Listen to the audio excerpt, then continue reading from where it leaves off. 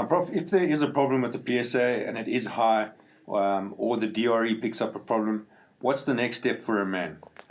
What we usually do is that we often will, if the patient comes in, we've done a PSA and he hasn't had a DRE, we'd usually do a DRE after he's had the PSA test. That's the digital rectal examination. Digital rectal examination, which is The a finger in the anus. Okay.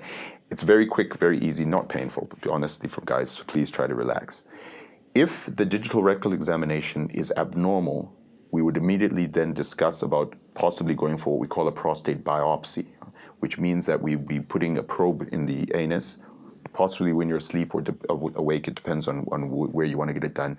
And we put a couple of needles into the prostate to check and to get histology, which is basically we look under a microscope to see if there's cancer there.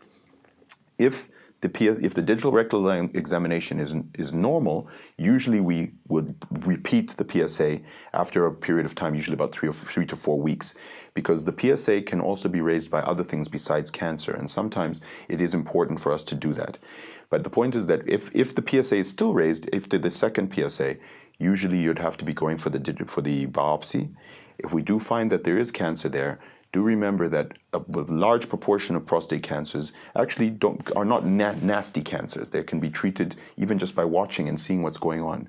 And the important thing for guys to understand is that if you do have prostate cancer and it's picked up early with a low PSA, not too advanced when we do the biopsy, we can often treat you just with this observation, and if you do need active treatments, our treatments are very effective for them. We're either going to remove the whole of the prostate, which is called a radical prostatectomy, which is an operation, and there's various ways we can do it by cutting or using robots and things like that, or we give radiation treatment to try to kill the cancer by essentially burning it.